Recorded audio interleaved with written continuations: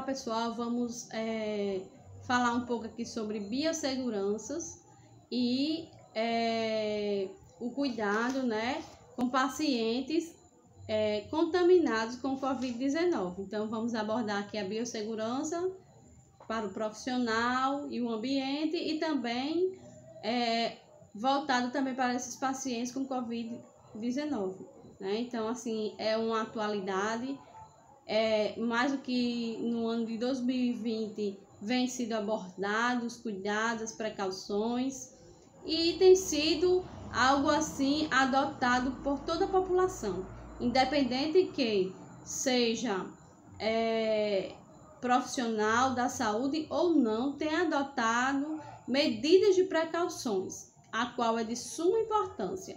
Então, para o profissional também aí sim que tem que levar mais a sério essas medidas, essas prevenções, para que não corra o risco de ser contaminado por algum vírus, né? Não só o o coronavírus, que Covid-19 é a doença, mas também por outros vírus que a pessoa pode ser contaminada de bactérias. Então, vamos dar início agora falando um pouquinho sobre o vírus. Então, assim, devido ao risco biológico do Covid-19, a implementação de medidas rigorosas de prevenção e controle é fundamental para o atendimento de casos suspeitos ou confirmados, né? Então, o novo coronavírus, que é o SARS-CoV-2, tem fácil disseminação. É alta a probabilidade de efeitos graves da doença. Diante de um cenário de emergência global, os profissionais de saúde, assim como os de apoio à assistência em geral, devem implementar medidas de biossegurança rigorosas.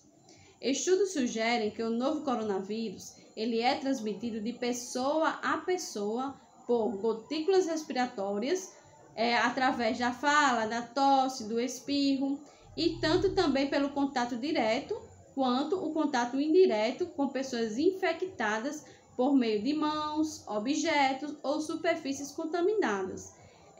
Devemos então considerar que o vírus também pode ser transmitido a partir da realização de procedimentos em que geram aerosóis, como a intubação endotraqueal, entre outros, que mais na frente será abordado. Então, assim, a biossegurança ela é um conjunto de medidas e procedimentos técnicos necessários para manipulação de agentes e materiais biológicos capazes de prevenir, reduzir, controlar ou eliminar os riscos inerentes às atividades que possam comprometer a saúde humana, animal, vegetal e o meio ambiente. Então, vamos abordar aqui 7 medidas de prevenção e controles recomendadas, né?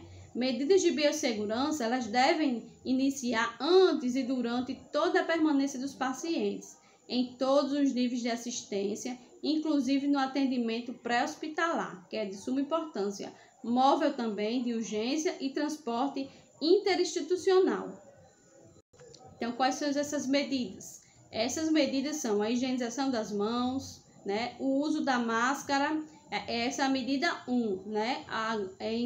Agloba todas essas medidas. A higienização das mãos correta, né? Não só apenas você lavar a mão com água e sabão vai estar bem lavada, não, mas a técnica correta da lavagem das mãos. O uso da máscara, a máscara cirúrgica, a máscara simples, mas também o uso da máscara N95 ou PFF2, que aí pode ser transmitida através de aerosol, porque a máscara cirúrgica, a transmissão se dá e ela combate por gotículas. Já a máscara N95 e a PFF2 é por transmissão através de aerosol. Então, em alguns momentos, o Covid-19 ele é transmitido através de gotículas e em outros momentos através de aerosóis. Mais na frente iremos abordar mais sobre isso. E aí tem também a utilização do óculos, né? Daquele óculos que o profissional usa, ou aquela viseira, certo? E a touca, a utilização da touca, do capote e da luva de procedimento. Então, assim, a segunda medida é orientar, né, os pacientes e os acompanhantes a usarem máscara cirúrgica, né, independente de qual enfermidade aquela pessoa esteja ali respiratória. Então, usar máscara cirúrgica, né, quando estiver ali no atendimento, o acompanhante e o paciente. Oferecer lenços de papel, né, e no caso de tosse, espirros e secreção nasal. Higienizar as mãos frequente, né, com água e sabonete líquido, ou a preparação alcoólica, do álcool 70. E também no caso das pessoas que sentem intolerância, são alérgicas, né, ao uso da máscara, então devido à secreção excessiva ou à falta de ar também, que tem pessoas sintomáticas que sentem falta de ar, então orientar essas pessoas, né, a realizar a etiqueta respiratória, que é cobrir a boca e o nariz ao tossir ou respirar com papel descartável, e em seguida, imediata, higienizar as mãos, porque nesse momento a pessoa pode contaminar a mão e aí sair contaminando todo o ambiente, né? E não é interessante que esse ambiente seja contaminado. E a quarta, né? Na chegada do serviço de saúde, questione os pacientes, né? O profissional tem que questionar o paciente e acompanhante sobre os sintomas, né? Se a pessoa está com os sintomas da síndrome gripal, a pessoa com os sintomas da síndrome gripal já é um suspeito, né? Então, para que no registro já seja registrado que essa pessoa está com a síndrome gripal.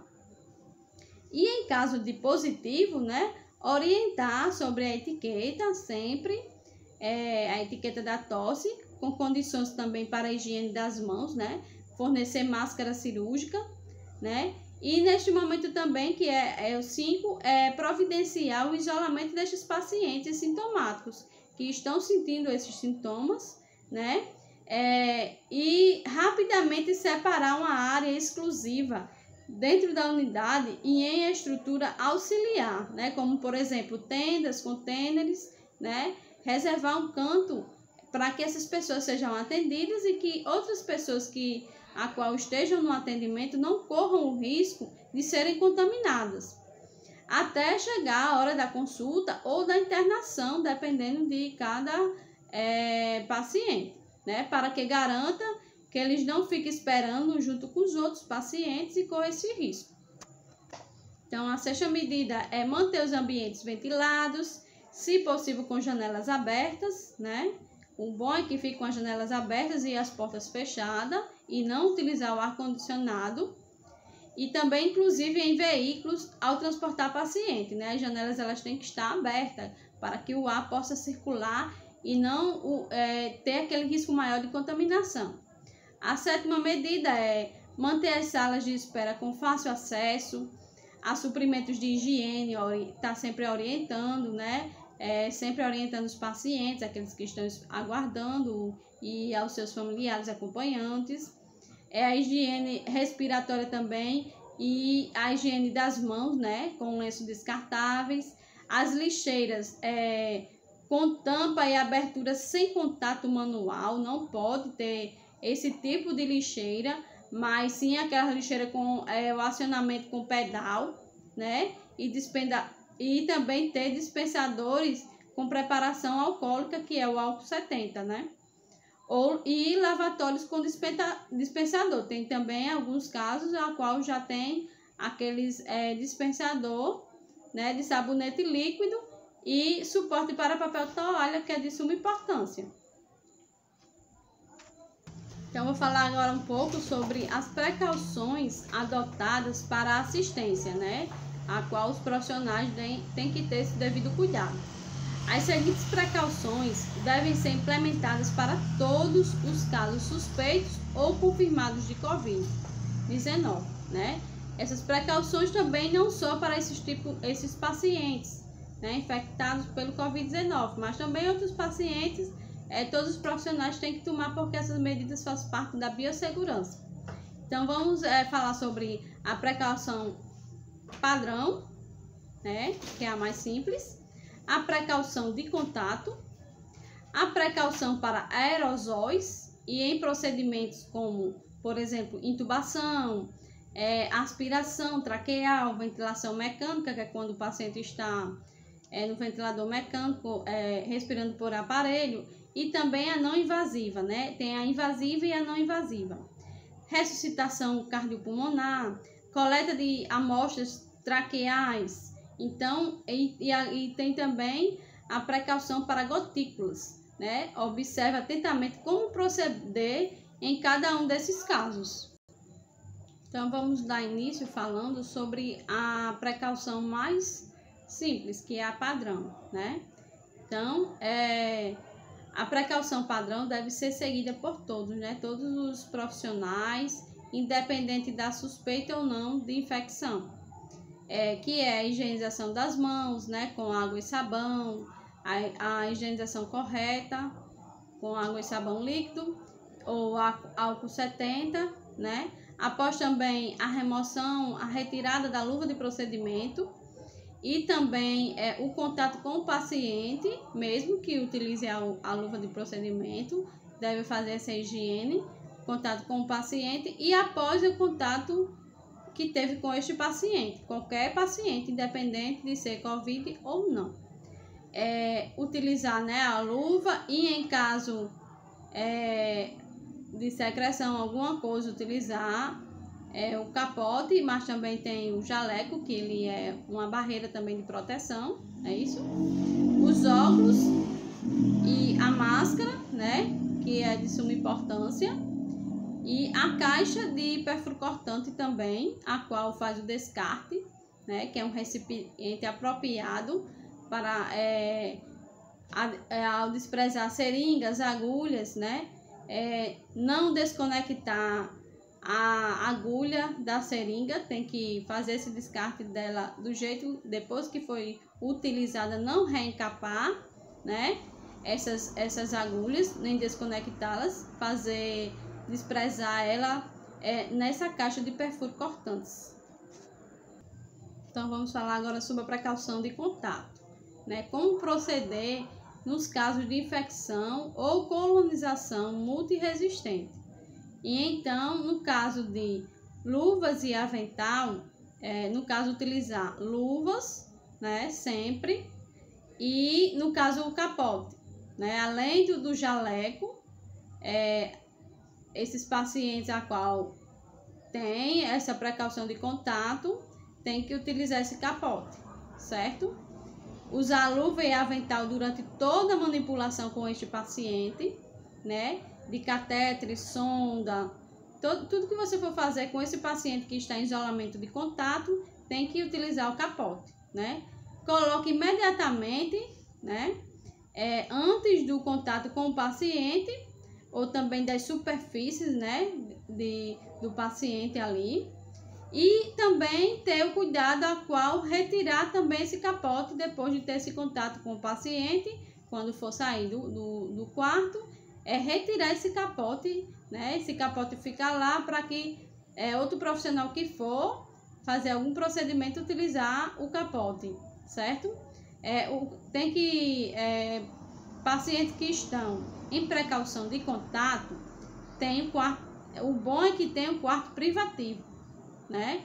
Ele está ali em isolamento de contato, então o bom é que ele fique no quarto privativo. Mas também pode acontecer em alguns hospitais públicos não ter essa possibilidade de ter um quarto privativo, porque pode acontecer em ter vários pacientes por isolamento de contato. Então, quando não houver essa possibilidade do quarto privativo, a distância mínima que tem que ter de um paciente para o outro deve ser pelo menos de 1 metro. Os equipamentos que deste paciente tem que ser de uso individual, como, por exemplo, o termômetro, o esfigmomanômetro, o estetoscópio, deve ser de uso exclusivo. Tudo que for usar no paciente tem que ser de uso exclusivo. Então, o isolamento de pacientes em internação hospitalar, né? Tem que ter esses cuidados. Então, a precaução por gotículas, né? O bom é que o compartilhamento de quarto, né? Quando não houver no caso, essa possibilidade da pessoa, né, estar em um quarto privativo, mas que ele fique internado e com 1 metro de distância.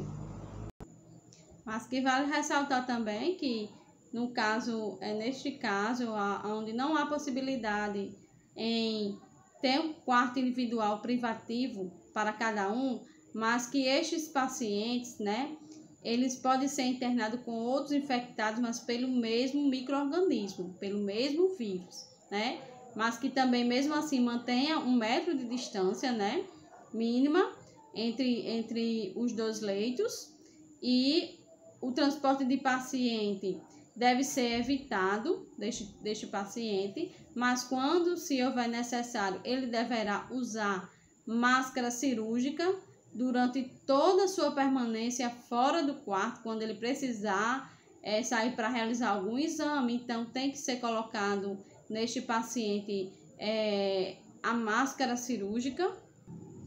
Então, assim, na precaução para aerosóis, mantenha a porta sempre fechada, colocar máscara antes de entrar no quarto, né? E por aerosóis, no caso, tem que ser a máscara N95, né? E ou a PPF2, né? No transporte do paciente deve ser evitado, mas quando necessário deverá usar no paciente a máscara cirúrgica, né? Durante toda a permanência fora do quarto, e já no profissional utilizar a máscara PFF2 ou a N95. O compartilhamento de quarto, quando não houver disponibilidade, também o mesmo caso, né? De quarto privativo, o paciente pode ser internado com outros pacientes, mas com infecção pelo mesmo micro-organismo. Agora, uma observação importante é que pacientes com suspeitas de tuberculose resistente, né, a qual a medicação não está fazendo efeito, ao tratamento, né, não pode dividir o mesmo quarto com outros pacientes com tuberculose, mesmo que seja do mesmo micro-organismo, ele não pode dividir porque ele está tendo uma resistência ao tratamento. Então, eles não podem dividir o mesmo quarto, né? E a transmissão da pessoa que está com tuberculose é através de aerosol, não é através da gotícula. Já do Covid-19, a transmissão é em alguns momentos por gotículas, em outros momentos por aerosóis, né? Que mais na frente eu irei abordar sobre isso.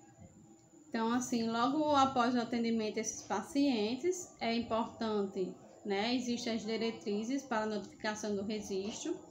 Esses pacientes a qual são suspeitas ou positivos têm que ser notificados, né? Então, o que notificar, né? Os casos das pessoas com síndrome gripal, não só as pessoas que estão confirmadas, mas aquelas que estão com algum sintoma, né, relacionado ao Covid-19, síndrome gripal, e também os pacientes com Covid-19, né, hospitalizados ou óbito por o Covid-19, independente da hospitalização, que atende à definição do caso. Então, quem deve notificar esses casos? Profissionais de instituições de saúde, público ou privado, né? Todos os hospitais, público ou privado, tem que notificar, né? Isso faz parte das diretrizes para notificação e registro. Quando notificar? Em até 24 horas, né? A partir da suspeita inicial do caso ou óbito, mesmo que não seja confirmado, a partir da suspeita tem que fazer essa notificação. Então, assim, verificar, né? Como e onde você pode fazer essa notificação? Aonde vai fazer essa notificação, né? E como notificar? Então, notifica onde? Nas unidades públicas e unidades privadas, nas unidades de vigilância, né, sanitária e epidemiológica, nos hospitais públicos e privados, né? Não só também nos hospitais, como nas unidades que são os postos de saúde, UBS, né? E também esses óbitos que são nos hospitais, né? Públicos e privados têm que ser notificados. Então, assim, 3 recomendações são básicas para o cuidado pessoal quando você, profissional, né, chegar em casa após o trabalho, né? Após sair da assistência, vamos falar agora de algumas recomendações, certo? Que lavar as mãos vigorosamente, higienizar os objetos como celular, chave, bolsa, retirar as roupas, sapatos, né? E condicionar em uma área de ventilação natural, a qual as pessoas não tenham muita circulação, e tomar um banho. Isso aí é de suma importância. Já com essas medidas já vai reduzir o risco do profissional levar algum tipo de vírus ou bactéria para sua casa. Então, eu vou falar um pouco aqui, assim, abordando bem para que fique bem fixado, né? Falando sobre as recomendações em situações com aerosóis. Então, no caso do Covid-19, ele é transmitido através de gotículas, certo? Então, assim, tipo, a pessoa está no atendimento, não é através de aerosol. Não é necessário as pessoas estarem usando aquela máscara especial N95 ou a PFF2 no atendimento, né? A gente vê as pessoas utilizando, sendo que a transmissão ela se dá neste momento por gotículas, certo? Mas em alguns momentos a qual o contato, o profissional da assistência tem o contato com estes pacientes, aí sim há essa contaminação por aerosol, que é essa que eu vou falar agora, né? Os profissionais de saúde que realizam procedimentos, no caso, quando for no momento destes procedimentos de aerosóis, como por exemplo, na intubação, o paciente vai ser intubado, então há o risco dele transmitir através de aerosol, né, para a pessoa que estiver prestando assistência, um médico, o técnico de enfermagem, o fisioterapeuta, o enfermeiro. Então, naquele momento de intubação, é necessário que todos estes profissionais estejam usando a máscara N95 ou a PFF2, né? Que aí a transmissão sim pode ocorrer por aerosóis. Ou no caso da aspiração traqueal, né? Sempre no momento a qual o paciente está sendo intubado, há essa aspiração, e também em outros momentos em que for necessário a aspiração, o paciente secretivo, então ele transmite através de aerosol neste momento a qual estiver fazendo esse procedimento de aspiração, né? Então, a ventilação mecânica invasiva, que é aquele paciente que está sobre o uso do aparelho, né? Precisando do aparelho para que ele venha ter oxigênio, e a não invasiva também, que é no caso do BIPAP, por exemplo, né? Pode acontecer naquele momento também a transmissão por aerosol. No caso também da ressuscitação cardiopulmonar, pode acontecer, né, que o paciente ele transmite através de aerosol, né? A ventilação manual antes da intubação, a coleta de amostras de secreções, né, nasotraqueais, pode acontecer essa contaminação por aerosóis. Então, o profissional que estiver prestando assistência deve utilizar a máscara de proteção respiratória N95 e a PFF2, né? Também não só utilizar este tipo de máscara, mas também o gorro, que é no caso o gorro ou a touca, né? Aquela descartável, não pode ser de tecido, né? A Anvisa não recomenda de tecido. Então, juntamente também com o óculos, que de repente pode acontecer através da contaminação, né? Então, tem que proteger os olhos, né? As mucosas, que é o olho, o nariz e a boca. Então, a máscara vai proteger a boca. O óculos vai proteger, né? Então, as mucosas, o gorro, a touca, e juntamente com o óculos também pode ter o protetor facial, também faz a mesma função, né?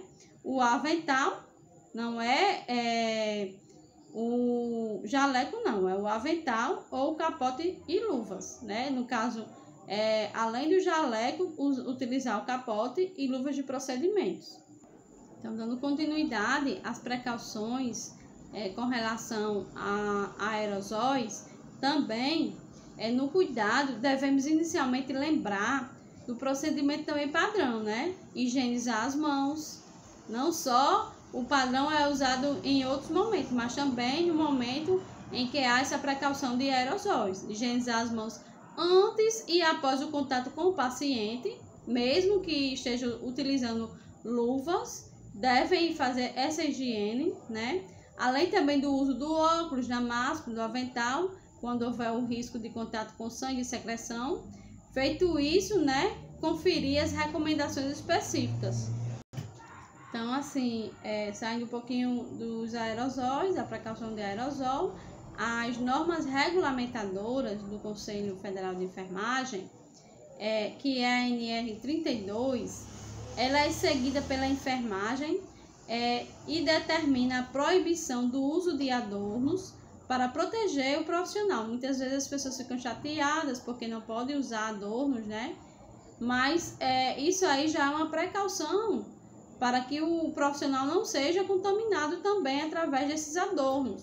Então, existe essa norma, a qual todo profissional tem que obedecer, que é a NR 32, né?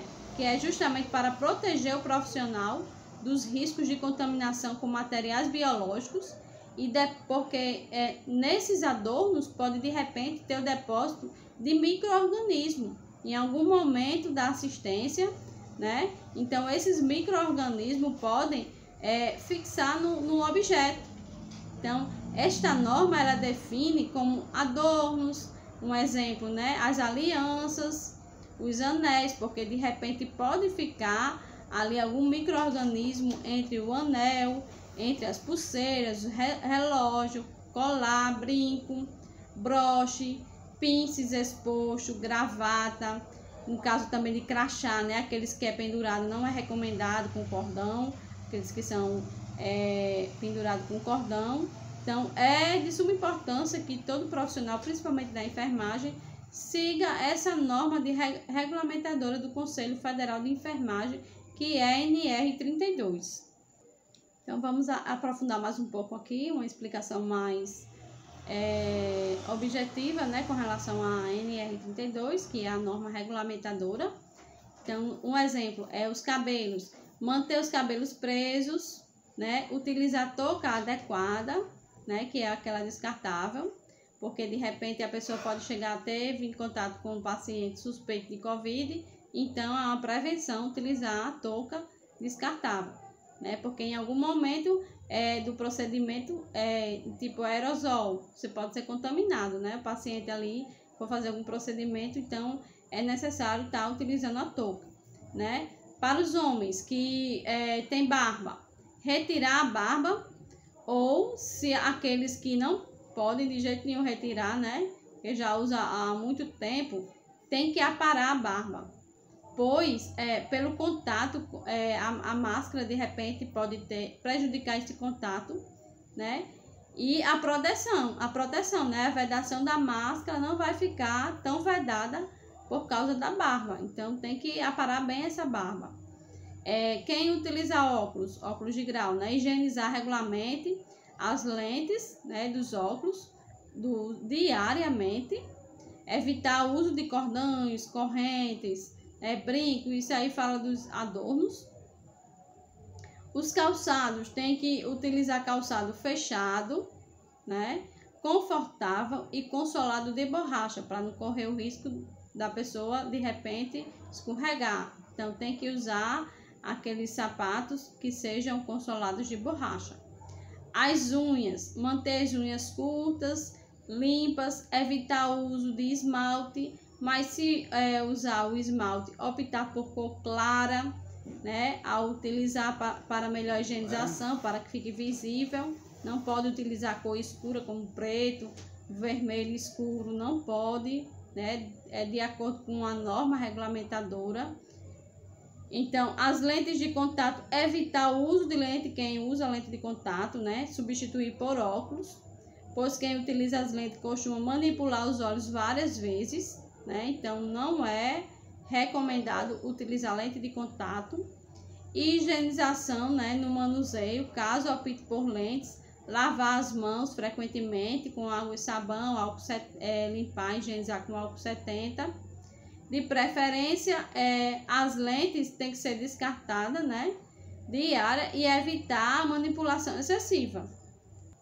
Então, vamos falar aqui sobre uma norma, que é uma norma, outra norma regulamentadora da Agência Nacional de Vigilância Sanitária, Anvisa, que desenvolve muitas ações para o enfrentamento da pandemia e também integra o Centro de Operações de Emergência, né, ao coronavírus, instituído pelo Ministério da Saúde, que tem como objetivo preparar a rede pública de saúde para o atendimento de casos no Brasil, para orientar os serviços de saúde sobre as medidas de prevenção e controle que deve ser adotada, né?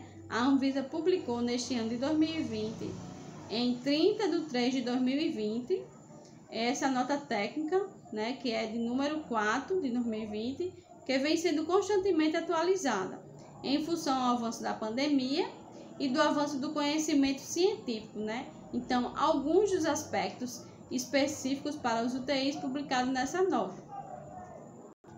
Então, os aspectos, né, que foram abordados nesta nota é a permanência da equipe exclusiva para o atendimento de pacientes com Covid-19 em área de isolamento, evitar o contato com outros profissionais envolvidos na assistência de outros pacientes. Então, assim, o profissional que estiver com aquele paciente, ele tem que ficar exclusivamente naquele isolamento, naquele setor a qual foi separado para esse tipo de paciente. Então, o profissional tem que ficar naquele setor, evitando o contato com os outros profissionais dos outros setores, né, para que não haja disseminação da doença e nem a contaminação de outros profissionais através do contato, certo?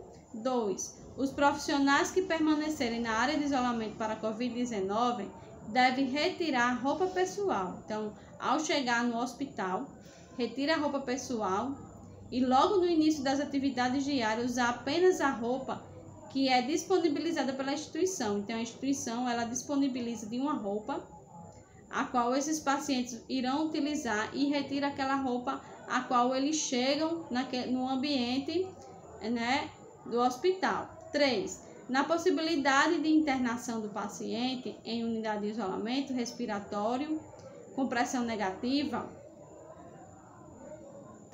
Então, nesses locais, né, onde esses pacientes estão sendo internados, nesses locais de isolamento, colocar eles em um quarto com portas fechadas e janelas abertas. Isso é de suma importância. Então, tem que ficar as portas fechadas e as janelas abertas. Restringir o número de profissionais, né, que circulem nesse ambiente, que prestam assistência. 4. Preparo dos medicamentos fora do quarto, não pode ser dentro do quarto, do box, da área de isolamento. 5. A coleta de exames deve ser feita por profissionais de enfermagem da equipe exclusiva, evitando a exposição de outros profissionais. Então, vamos falar também sobre algumas estratégias de vigilância passiva, né? Todo profissional do serviço de saúde deve todos os dias se autoavaliar no seu plantão, na sua prestação de serviço, antes de prestar o serviço. Quanto à presença de febre, né? Isso aqui está falando relacionado ao profissional. Tosse, falta de ar ou outros sintomas não específicos, né? Que são indicativos do Covid-19. Na presença de algum desses sinais, é preciso relatar tais informações e a sua chefia, receber avaliação médica imediata e ações de acompanhamento de ser afastado das atividades por até 14 dias. Então, assim, é de suma importância a utilização correta dos EPIs pela equipe de enfermagem, né? Como máscara, luva, aventais, óculos, o gorro, né? A colocação e descarte também, quando você coloca esses EPIs, quando você descarta, né? A regulação dos EPIs no Brasil, ela é de norma regulamentadora NR6, né? Que apresenta definições de responsabilidades, certificações necessárias e demais determinações sobre o tema. A decisão do profissional de enfermagem, ao selecionar os tipos de EPIs para sua proteção profissional, precisa ser baseada em uma série de variáveis, como ponto de atenção da rede assistencial, o local de atuação, o fluxo de atendimento. Então, tudo isso vai depender do local que essa pessoa presta assistência, né? Esse profissional. Então, vou falar aqui mais um pouco sobre os EPIs, né? Então, a máscara cirúrgica é de precaução padrão por gotículas. A situação pode ser que possa gerar respingo de sangue ou secreções, né? A máscara de proteção respiratória é a N95 e a PFF2. A precaução é por aerosol, né? E durante a realização de procedimentos que geram aerosóis. As luvas de procedimentos de precauções padrão, né? E também por contato. Pode ter o contato com secreção, com sangue, com membranas e mucosas. O óculos de proteção, né? Padrão. E a situação onde houve risco de exposição a respingos de sangue e secreções. O protetor facial é também padrão. Risco de exposição a respingos e sangue e secreções. O avental é de padrão e contato com sangue e secreções. E a touca é aerosóis, né? Durante a realização de procedimentos geradores de aerosóis.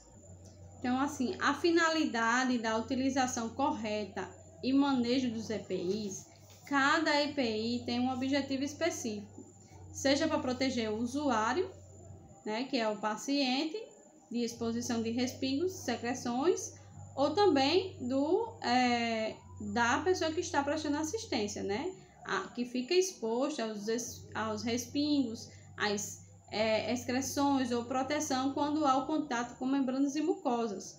Por isso, os EPIs, ele deve ser utilizado corretamente, né? As pessoas às vezes usam, mas não usam corretamente. Então, vamos ver a seguir o uso correto de cada EPI. Então, vamos dar início agora falando sobre a máscara cirúrgica. Então, vamos falar aqui, dar início falando sobre a máscara cirúrgica, né?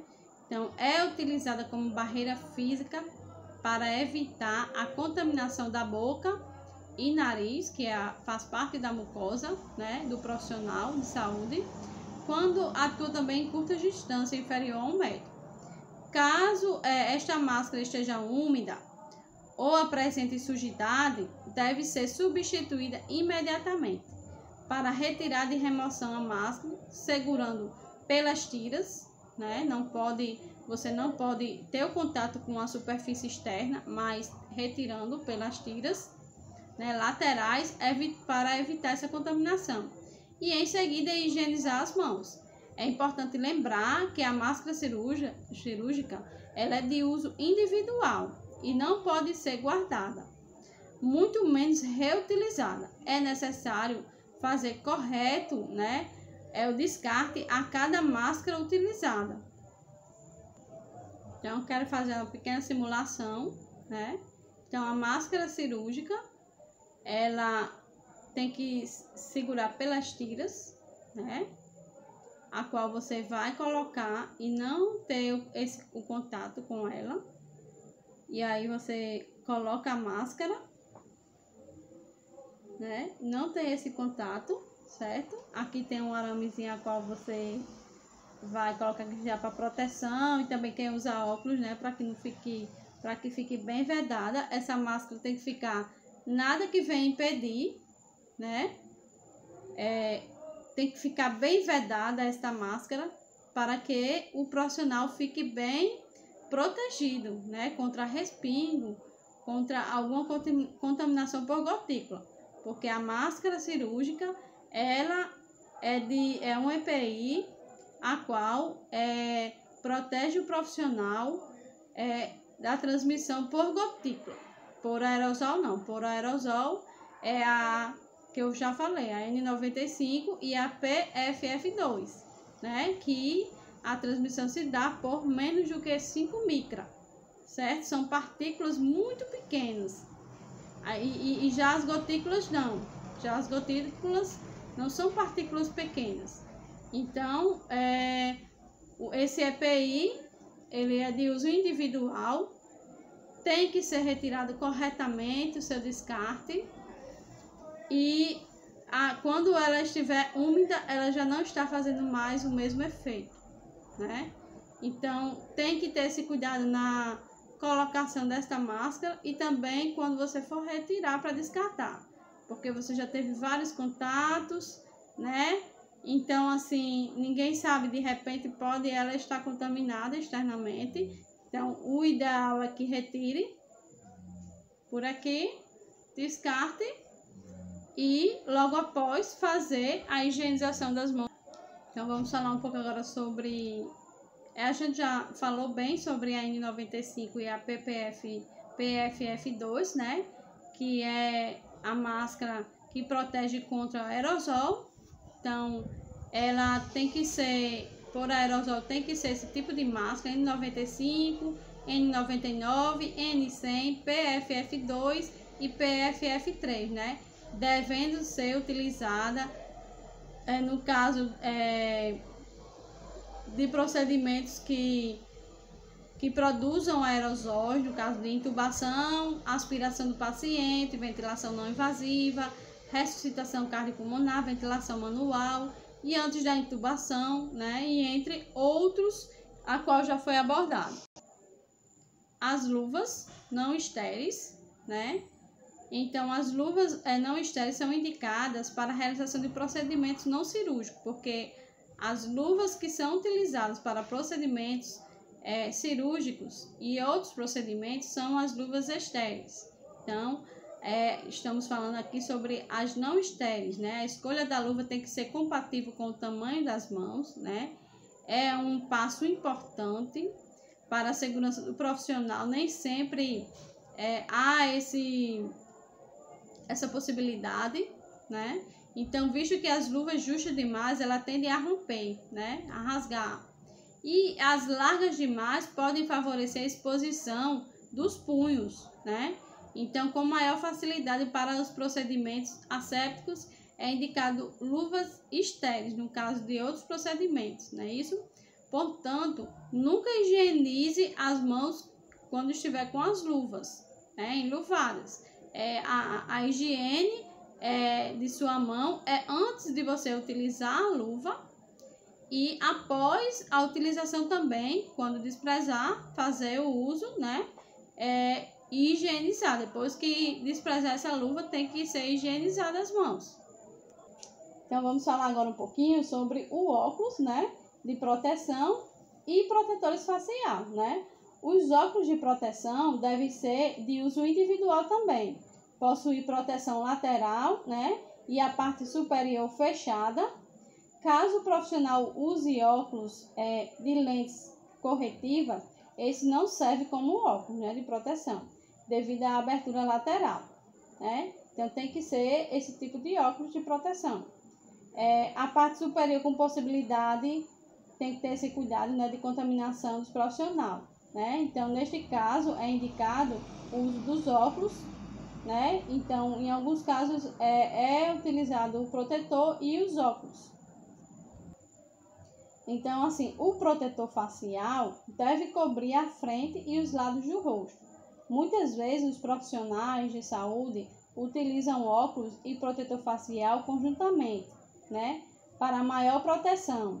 Então, o protetor facial também pode ser utilizado para a proteção da máscara N95. Então, pessoal, vocês estão vendo, né, que o meu protetor facial, ele está protegendo a lateral, né, o óculos também. Então, isso é de suma importância, certo? Então, vamos falar agora sobre o avental, né, o descartável, que deve cobrir a região do colo, né, do braço, do tórax, do abdômen, do quadril e membros inferiores até os joelhos, né, protegendo a roupa, a pele dos profissionais e de uma possível contaminação, né. No entanto, dependendo do quadro clínico do paciente, de repente um vômito, né, o paciente uma diarreia, então o sangramento, para que o profissional, né, na sua assistência esteja protegido, é necessário esse avental descartável. A touca, né, então a touca é indicada para a proteção dos cabelos também e da cabeça dos profissionais em procedimentos que possam gerar aerosóis, né. Quando a touca é de última peça a ser colocada, no caso, protege áreas que serão tocadas no momento da retirada do protetor facial, do óculos, da máscara de proteção. A touca ela também tem esse objetivo. Então, há uma dúvida, né, com relação a algumas pessoas. E a proteção para os pés? Tem que proteger? Né? Existe aquele propé, a qual é utilizado mais no centro cirúrgico. Por quê? O uso desse propé, né, que é a proteção para os pés, não é indicado, e principalmente nesse momento agora do Covid-19, ele não é indicado, porque aumenta o risco de contaminação, né, das mãos, quando você, de repente, for fazer essa retirada. Então, pela possibilidade de materiais biológicos entrar em contato com a pele do profissional no momento da colocação ou da retirada, né, então não é indicado. Deve-se utilizar, sim, os sapatos que devem ser impermeáveis, né, a líquidos, para que o líquido não venha contaminar, fechado, que possibilite a higienização, né, que seja de fácil higienização, que não seja um sapato de tecido, não é recomendado, certo? É recomendado o uso de botas, pode ser, mas aí no caso, em outros casos, né, o pessoal da higienização que usa botas, impermeável no manejo de alguma manipulação. Então, vou falar um pouquinho aqui, resumindo, né, sobre a sequência da colocação dos EPIs, a sequência correta, né? Então, para iniciar a colocação dos EPIs, primeiro é a higienização de quê? Das mãos. Tem que higienizar as mãos, né? Aparentemente, estas mãos podem ser que estejam limpas, mas tem que haver essa higienização, que pode ser com água e sabão líquido ou solução alcoólica, né? E a segunda etapa qual é? Isso no caso, a sequência correta, certo? Da colocação dos EPIs. Primeiro a higienização, né, das mãos. E aí, a segunda etapa qual é? A máscara cirúrgica, né? Ou, no caso de a máscara cirúrgica, no caso de contaminação por gotículas, ou a máscara que não é a cirúrgica, é N95 ou PFF2, por contaminação por aerosóis, uma das duas. Então, a segunda etapa é a máscara. A terceira etapa é o óculos de proteção, né, e não utilizar lente, certo? Então, a terceira etapa é o óculos. A quarta etapa é o protetor facial, e tem que ter esse cuidado no ajuste, na lateral, né? A quinta etapa é o gorro, ou pode-se dizer a touca, né, cobrindo toda a cabeça, a orelha, laterais do protetor facial. É a lateral dos óculos, né, o gorro, ele faz essa proteção, né? Então, ter esse cuidado. A sexta, o avental, com a abertura para trás, sendo o laço do avental feito na lateral também ou atrás. Evite fazer o laço na frente, né? Alguns profissionais colocam o lado invertido, mas favorece o risco de contaminação no momento da retirada. A sétima etapa é, dentro do quarto, você retirar, deve cobrir, no caso, ao colocar as luvas. Depois de todas essas etapas, da sexta etapa, quando for iniciar a assistência, não você colocar logo a luva não, né? Porque você não vai sair tocando nas coisas com a luva. Então, para não correr o risco de contaminação também. Então, quando você for prestar assistência, aí sim, coloca a luva por último, certo? Então, assim, uma observação importante é que não deixar de seguir essa sequência, né, correta, pois assim você vai garantir um atendimento seguro, né, para o paciente, para você, para os demais profissionais que estiverem com você também naquele dia da assistência. Então, vamos falar um pouco agora sobre a sequência para a retirada dos EPIs. Então, no momento da retirada dos EPIs, deve ter um cuidado, né? Deve ser criterioso. E o profissional deve tomar muito cuidado. Por quê? Visto que há risco de contaminação. Por isso, após a retirada de qualquer equipamento de proteção, né, de EPI, deve dispensá-lo na lixeira infectante, certo? Então, vamos ver a seguir a sequência correta, recomendada para a retirada dessa paramentação. Então, pessoal, vamos falar um pouco sobre a retirada desses EPIs, né? Eu providenciei aqui uma luva, não é a luva adequada, porque eu não tinha mais para que ficasse bem esclarecido, certo? Quanto à retirada correta dos EPIs. Então, a luva, no caso aqui, eu tô com a luva, essa daqui é uma luva, sim, de procedimento, sendo que ela é antialérgica, né? Pessoas que têm alergia àquele outro tipo de luva, então utiliza essa luva aqui antialérgica.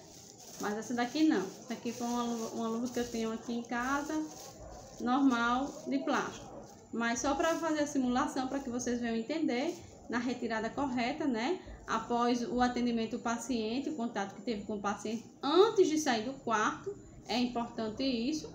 A retirada correta da luva, para que o profissional não venha a ser contaminado e também para que este profissional da assistência não contamine o ambiente, né? Porque depois do procedimento com o paciente, alguma manipulação, tem que ser retirado, né? Quando você não for ter mais contato com este paciente e for sair do quarto deste paciente que você está prestando assistência.